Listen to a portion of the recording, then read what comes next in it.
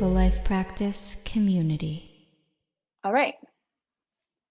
So let's start our practice today down in a child's pose.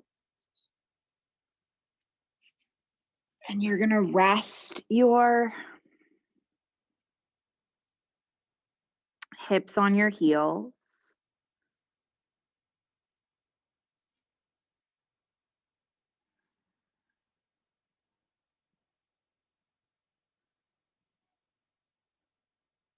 Rest your forehead.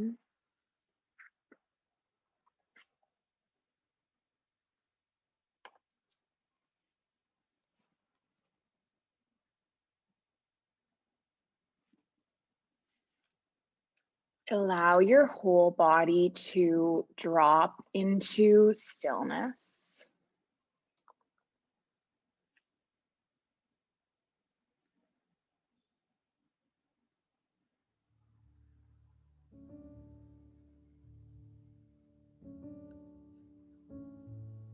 Drop into silence.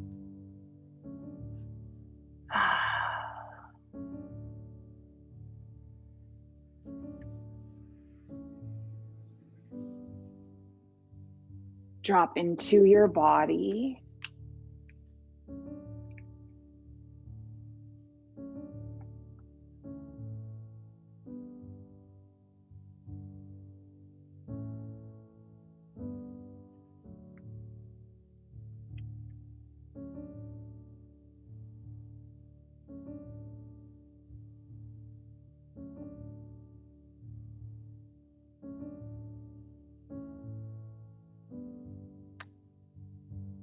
Drop into your breath.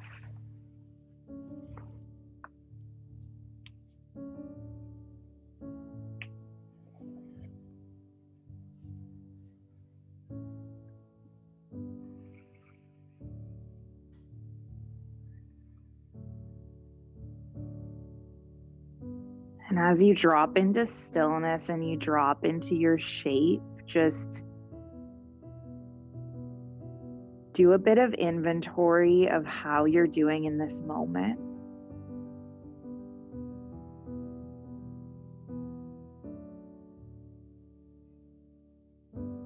Of what you're bringing with you onto your mat.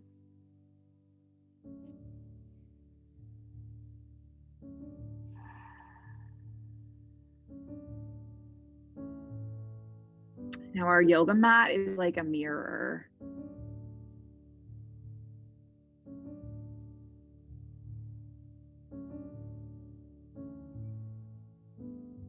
And the habits of the mind that create suffering everywhere in our lives, they turn up on our mat as well.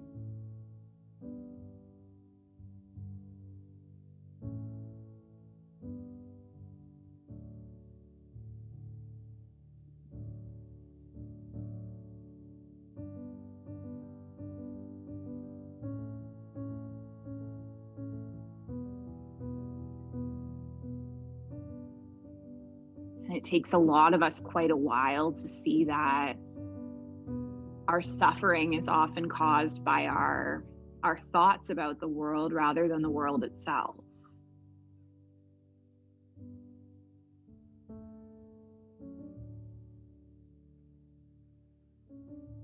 These habits of the mind, these obstacles, these things that create human suffering, these are called Kleshas that were identified by Pantañjali in the Yoga Sutras.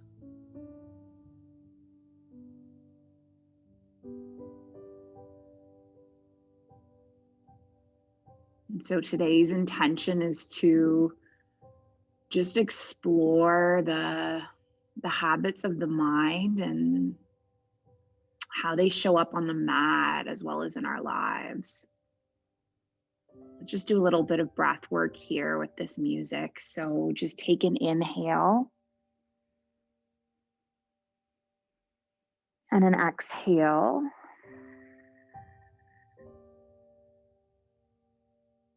Inhale. Exhale.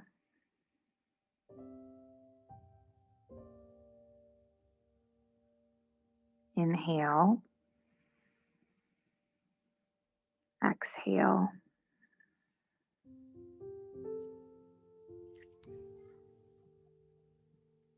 Inhale. And exhale.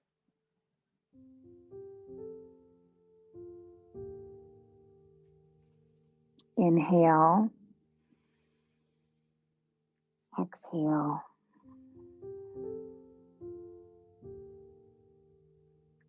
And inhale. And exhale. Inhale. Exhale. Inhale. Exhale.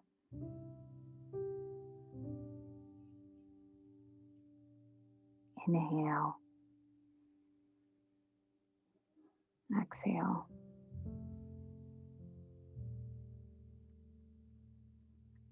Inhale. Exhale.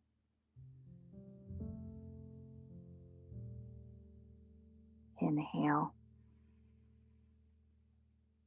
Exhale.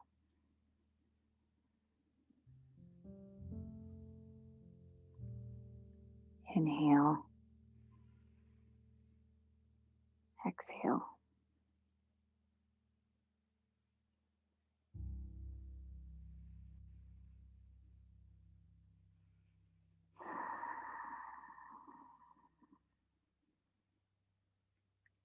When you're ready, we're just going to slowly start to make our way up out of our child's pose. And we're going to come to a seated shape. And the first thing we're going to do is just stretch through the neck, which is one of my favorite areas, one of my very favorite stretches. And we're going to do a little variation of it today. So you're going to interlace the palms behind the back and then press both interlaced palms on your right hip and then drop your right earlobe down towards your right shoulder, stretching through your left traps.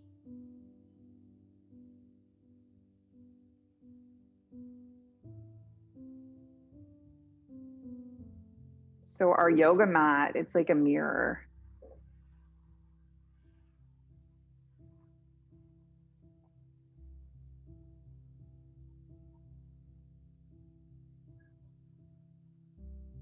And the habits of the mind that create suffering everywhere else in our lives, they turn up on our mats as well.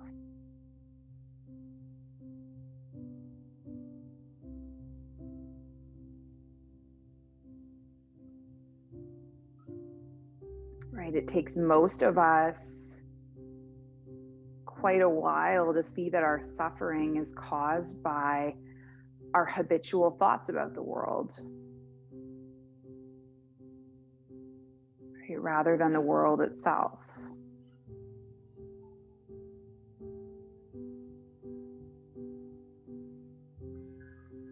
And there's a long process of realizing that if we can make the world a little bit more to our liking, everything would be fine.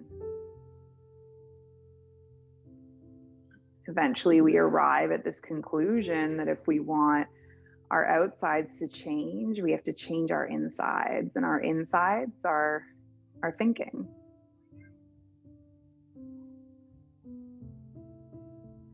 Our fears, our prejudices, our desires.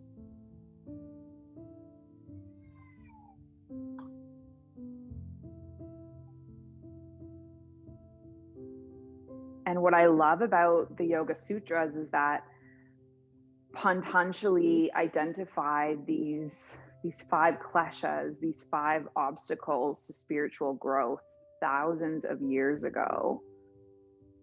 And they're still relevant today.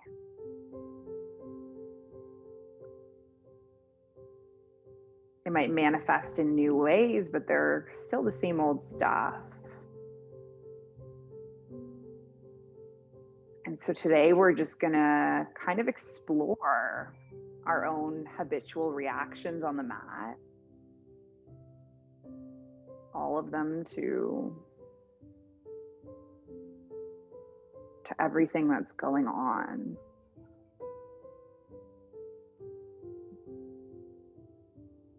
Let's take our head all the way up. And then we're just gonna switch it up. So hook your hands on your left hip and drop your left earlobe down towards your left shoulder.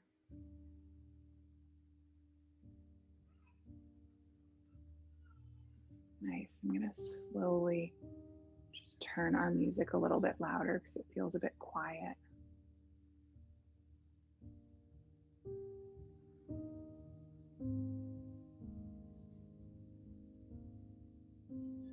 Hopefully that's still okay. You guys can still hear me. Perfect. Awesome. This is I think I've told you guys before, this is a recording from live music and yoga my friend did for me. Oh my goodness, I just had an idea. We should pair up and do that event again. It was live music and yoga in 2014. It was like my first 3 months of being a yoga teacher. He played the piano for like 90 minutes straight, but we could do it on Zoom because, you know, the echo, when the one thing about Zoom is that there's like a few second delay, but if he's only making the music in his location and I'm just leading the yoga, it would probably be fine. It would be amazing. Anyway, okay, that was just a total distracted thought.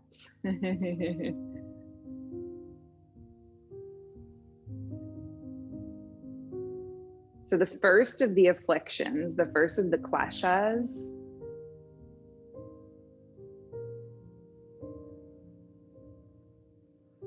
is called avidya.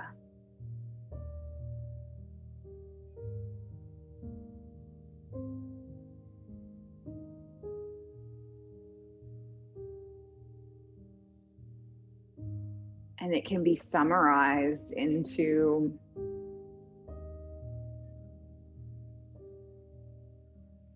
forgetting who we are and identifying with the external instead of the internal.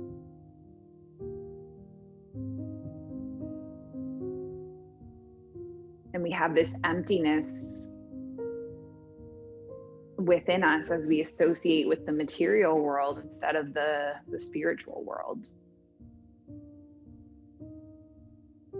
Take a few more breaths in this stretch.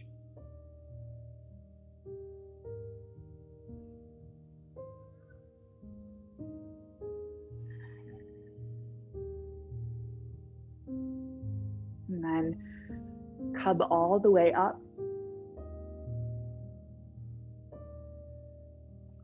Releasing the hands, maybe some kind of wiggling through the spine. Anything that would feel good. And then the next pose that we're going to take is a Sphinx pose.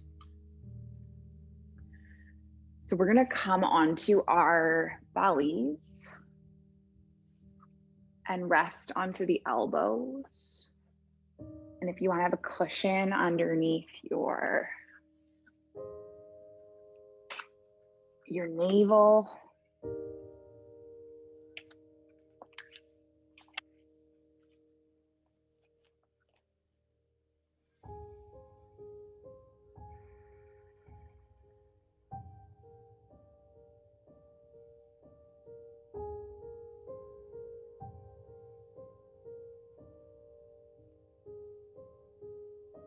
So our yoga practice is a long journey of coming home to ourselves.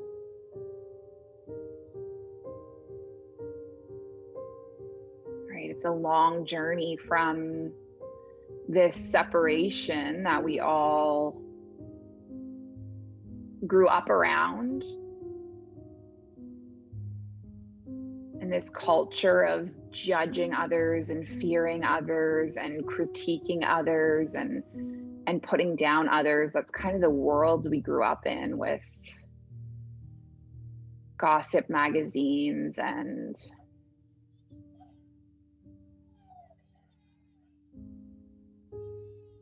social media and, you know, reality TV.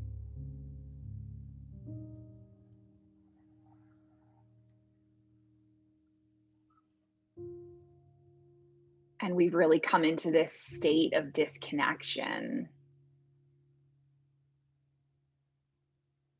And that's what the first klesha is all about. It's about being disconnected and forgetting that at the root of all things, we all come from one thing, which is we're all part of the earth.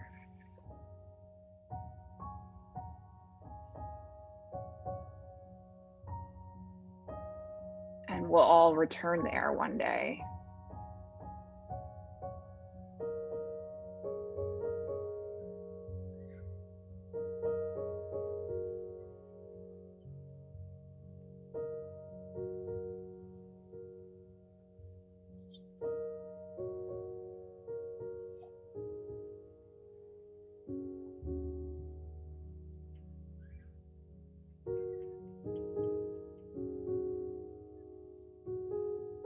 From there, we kind of develop this exaggerated sense of I.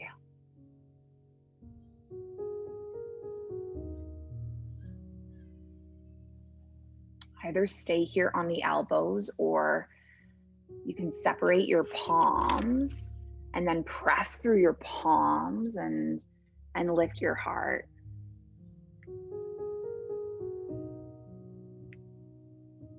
And I think that exaggerated sense of I-ness is kind of what we've been seeing happening this year. You know, I shouldn't have to wear a mask. I shouldn't have to get a vaccine. I shouldn't have to this and that or the other thing.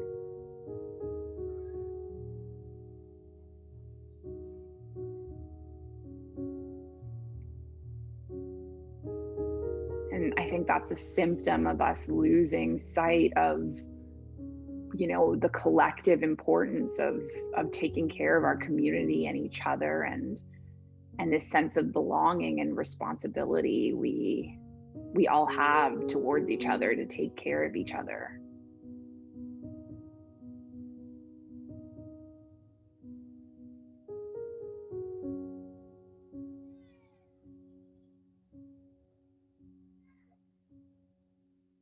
And when we come to our yoga practice, our asana, we gradually start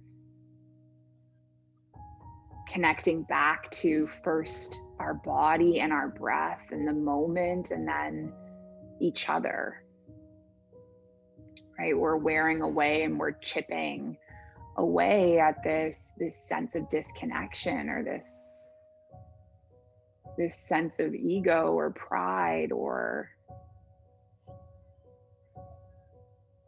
sense of self.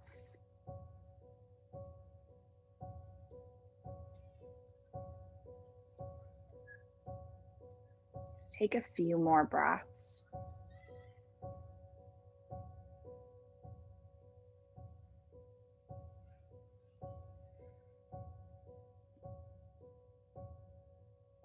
And then we're just going to come all the way down. And if you have a cushion or bolster or something underneath you, just slide it to the side so you can lay down and rest a cheek.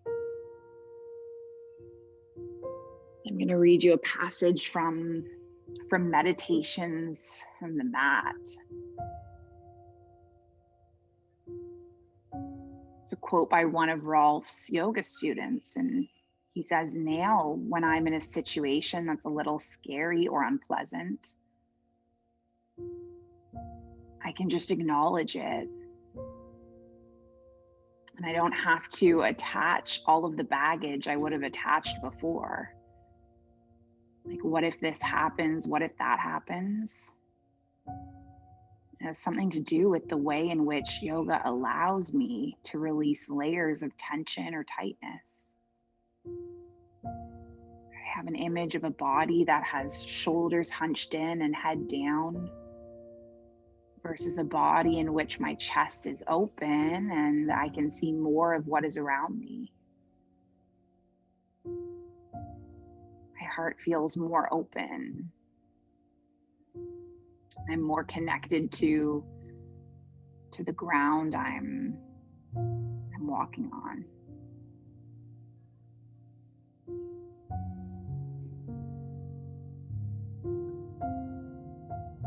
So we're going to come with our bodies back into a Sphinx pose again. So we're going to lift up.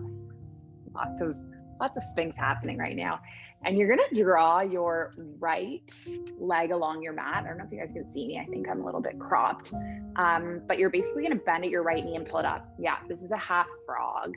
And then we're going to stay with our hearts in this Sphinx. Yeah, exactly.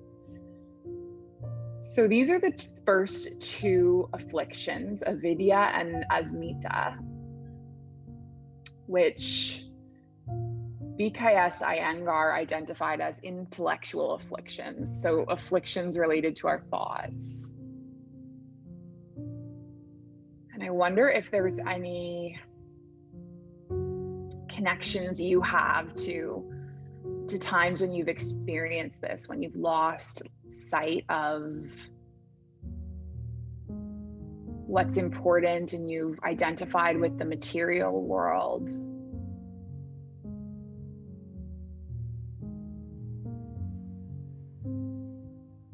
Instead of the spiritual world, and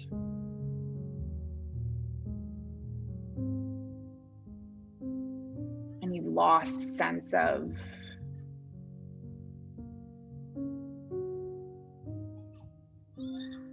who you are, how important you are.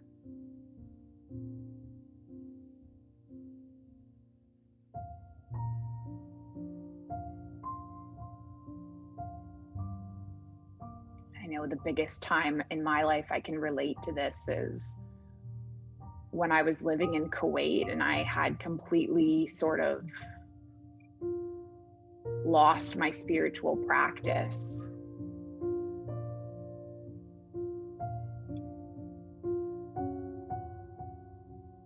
My mental health kind of spiraled to the point where I didn't even want to exist anymore, because I had sort of lost all direction and purpose. And I see now that it was, really the negative thought spiral I had gotten myself into, compounded with, my lack of yoga practice and my lack of self-care structures, like a million things that just kind of create a tornado within me. Our asana practice, our yoga posture practice, and our breath work practice, our pranayama, all these things can just kind of slowly build bricks, right? We're building these bricks to gradually and slowly build almost like a shelter to protect ourselves spiritually and take care of ourselves emotionally.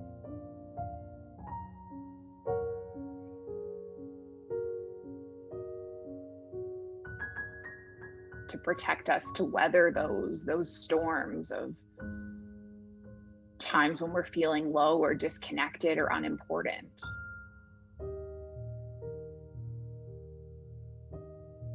Let's take a few more breaths here.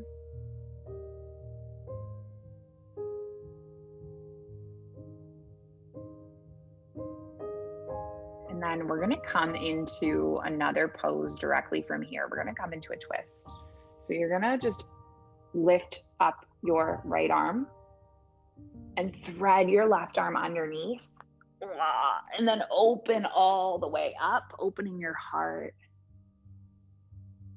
So this is a pretty deep twist. It's a pretty nice way to enter into a twist.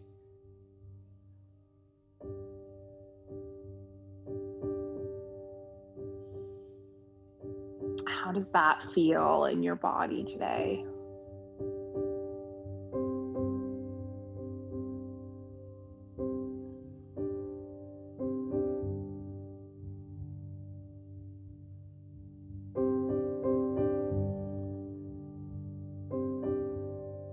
So the first two afflictions are kind of habits of the mind, they're thoughts.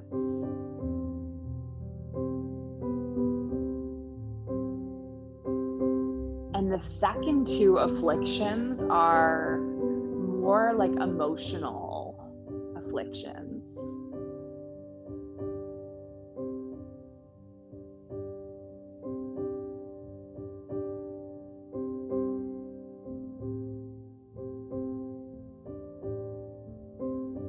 And they are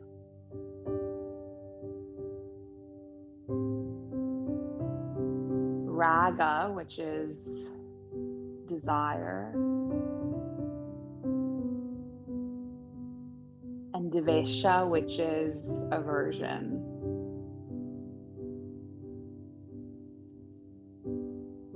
Basically, it's like cravings for things we have and the avoidance we all do of things that we don't want to address or deal with. Right, so on the simplest form, a craving might be an addiction to sugar, an addiction to sweets,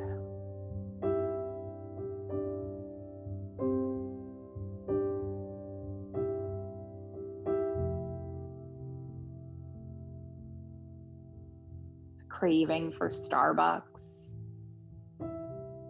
a craving for alcohol, coffee. You know, it's all on this continuum.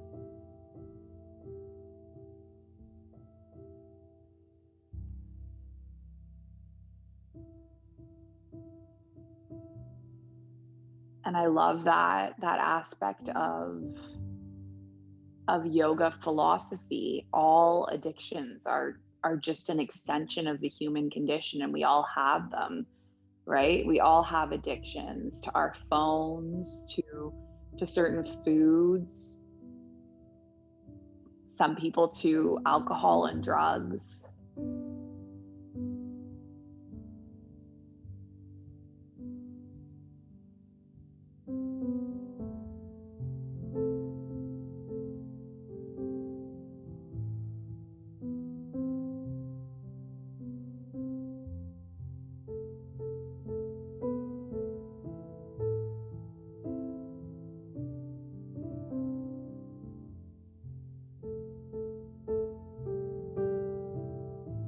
But if we give into these cravings too much and we give into these desires, sometimes it can become something that's unhealthy for us, right? If we give into that desire to watch TV all night instead of do our yoga practice, then we're really getting in the way of our own spiritual growth and our own spiritual well-being, aren't we?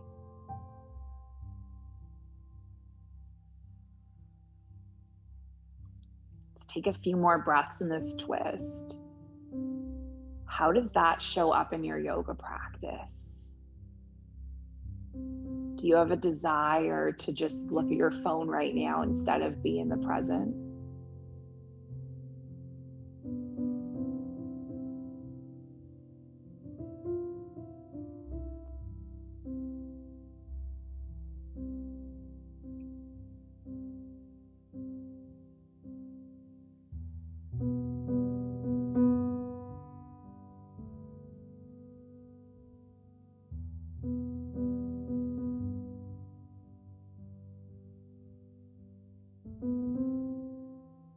And what's it like to just kind of sit with these cravings and allow them to pass instead of acting on them?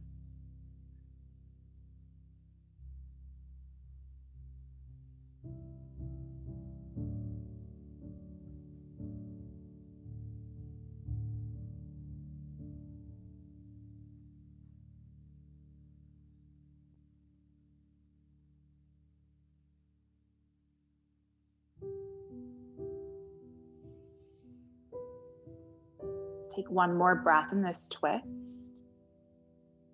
And then we're going to unwind all the way. And you're just going to give yourself a moment here as your spine realigns. Maybe you lower down and just feel the difference between one side and the next.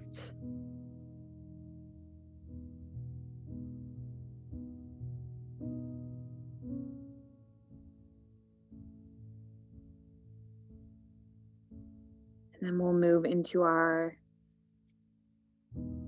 half frog the opposite way. So you'll come back onto the elbows and then pull the left leg up alongside you.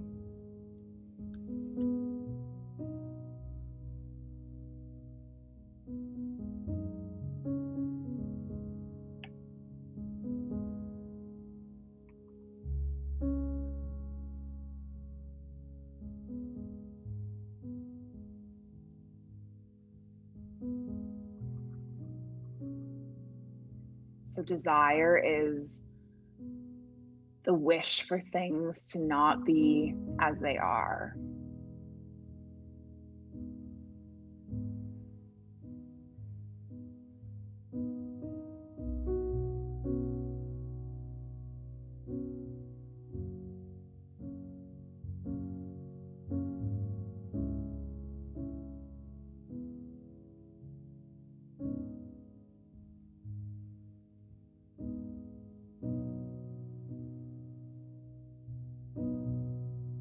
And aversion is the things we avoid.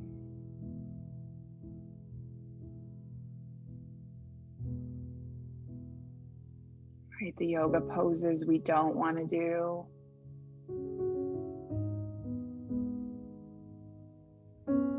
The tough conversations we don't want to have.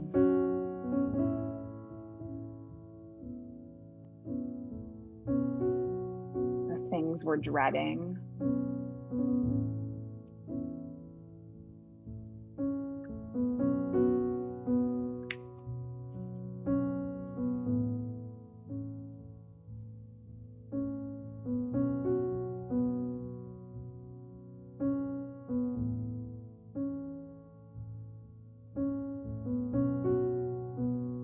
Breath and the postures just let us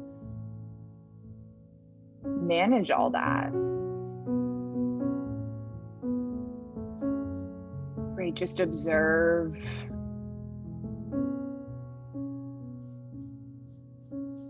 aversion if it shows up. Just observe desire if it shows up.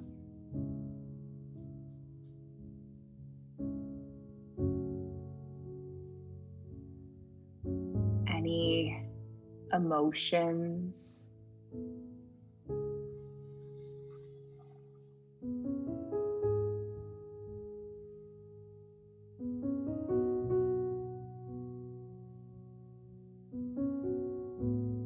And through our yoga practice, we can start to understand where these things come from and let them go.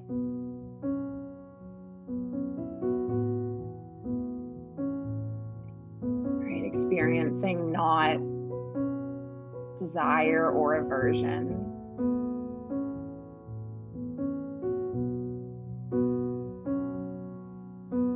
And just practicing. Take another breath.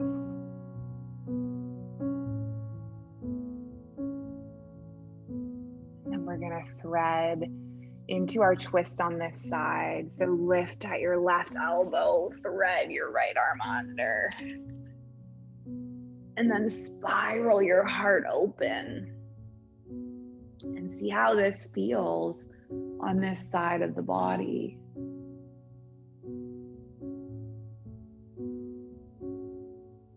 Would any props help you and support you with this?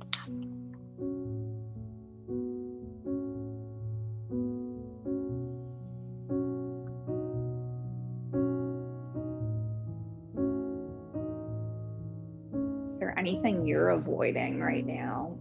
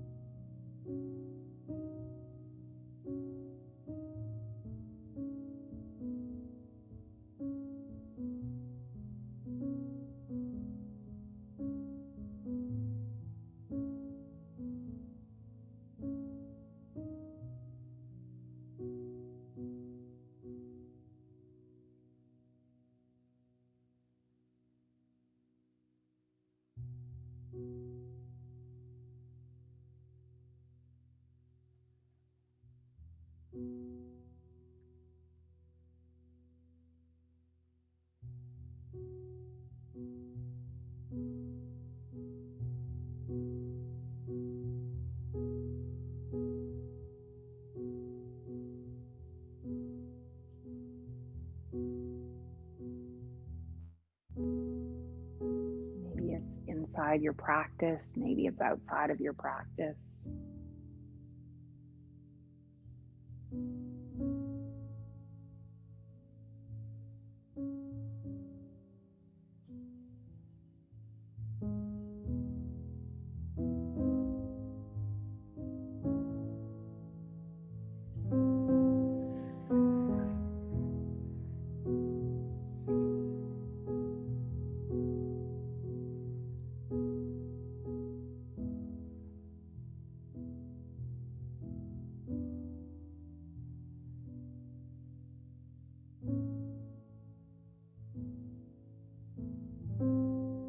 Stay for a few more breaths.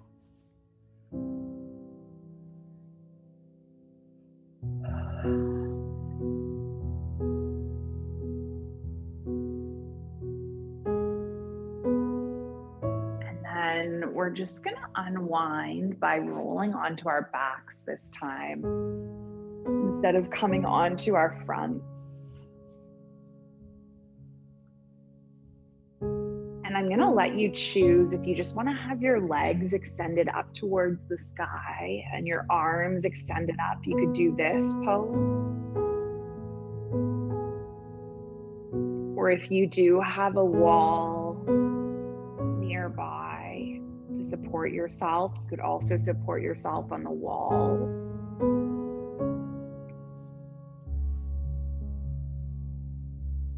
For the last 5 minutes of this practice.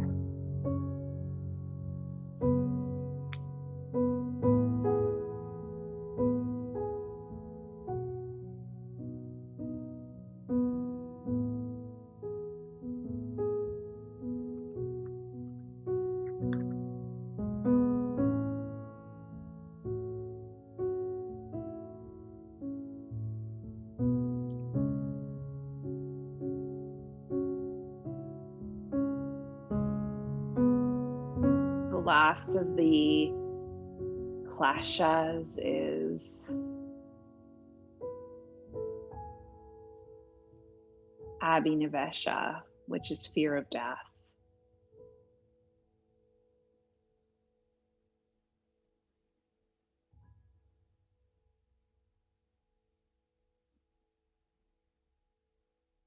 Rolf says on the mat, it manifests as our grasping desire for more, for better, for faster yoga postures. It manifests in our restlessness, our difficulty in Shavasana, It's the sense that we are not doing enough and that we won't get there wherever there is.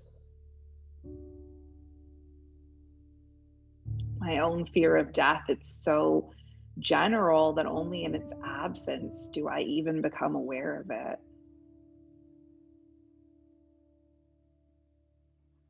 Catch a glimpse of such peace when I can allow my body and my postures to be imperfect. When I can simply let things be as they are.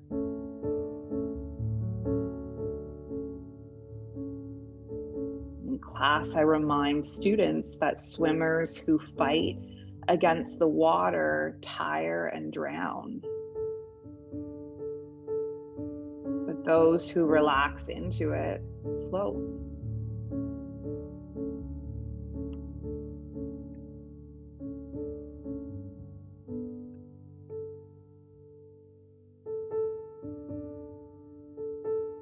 And on our mat, we learn to float.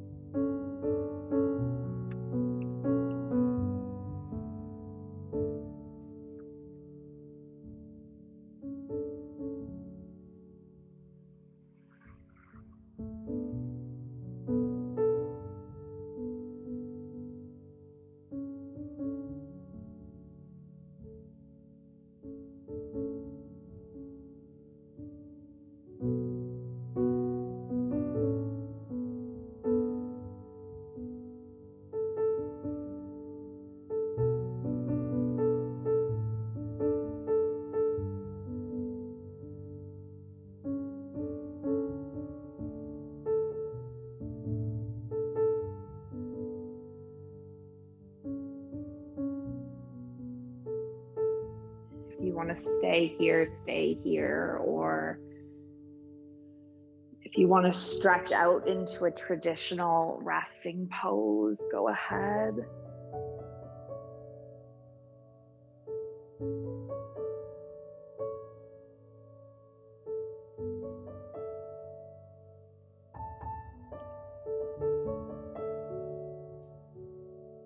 Shavasana or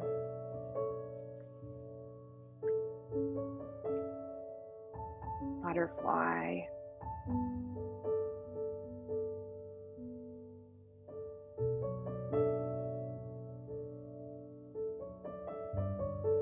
Yoga posture is a whole body experience.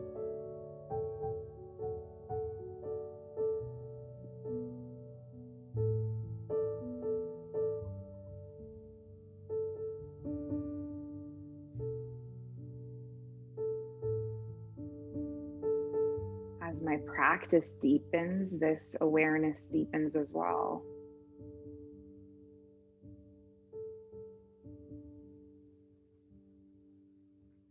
Are the muscles of my face and neck relaxed? What is the attitude of my lips? What am I doing with my toes?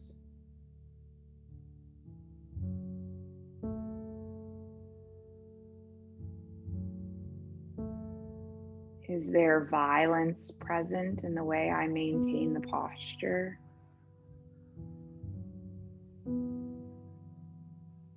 Is there fear? Is there desire? Is there greed? Does the breath flow freely to all parts of the body, or is it blocked by tension?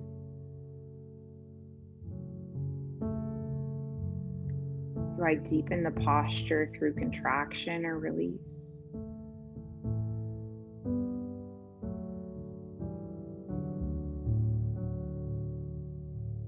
the inquiry is ever expanding. The inquiry is childlike.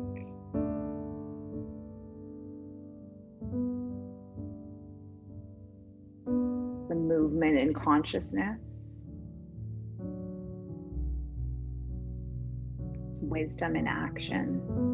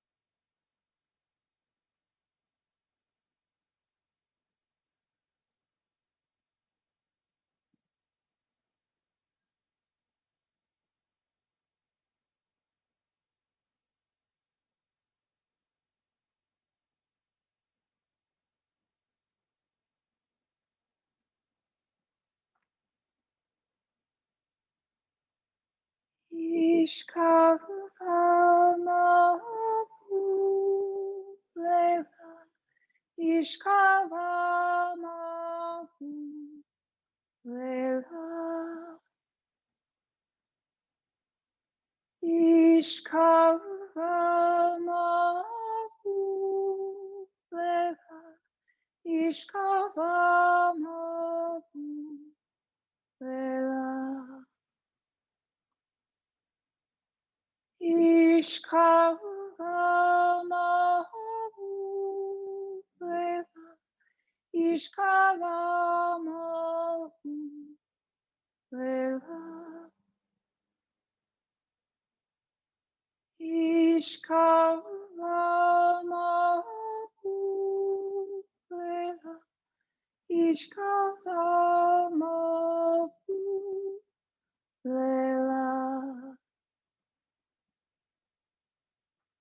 Give your fingers and your toes a little wake up wiggle, running a big stretch through your body.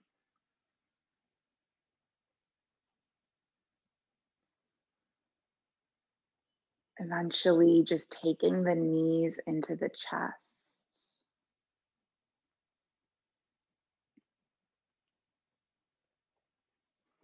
And then making your way up to a seated shape.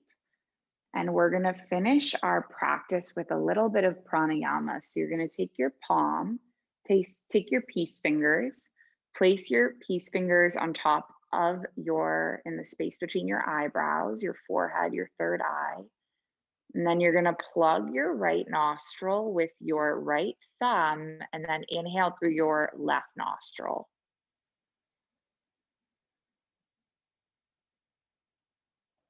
Plug your left nostril with your index finger and exhale through your right nostril. Inhale through your right nostril.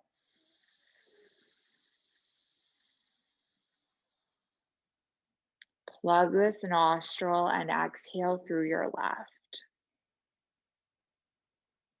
And then keep going like this.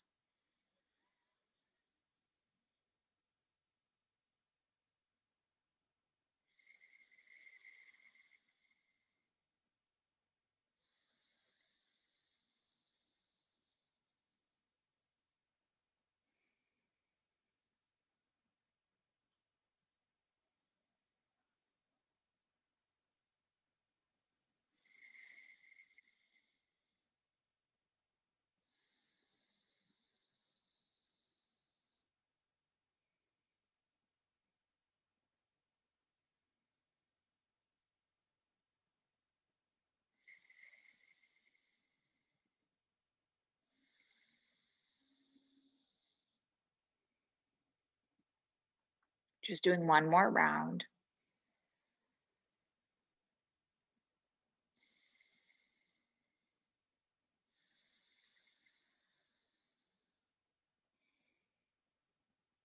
And after you finish, you're going to land your right palm and just inhale through both nostrils.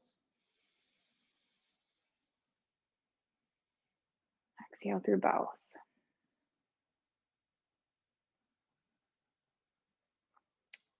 In our asana practice, our eyes are open, our ears are open,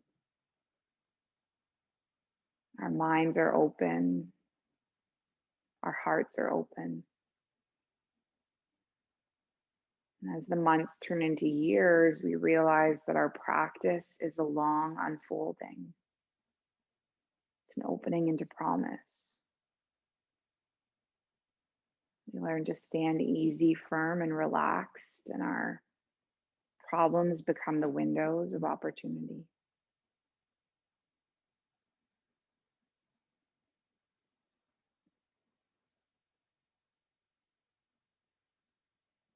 Let's bring our palms together at our heart center, and we're going to finish our practice with an Om sound. So inhaling and exhaling, inhaling through to make the Om. So take a large breath in. Deep breath out. Deep breath in. Oh.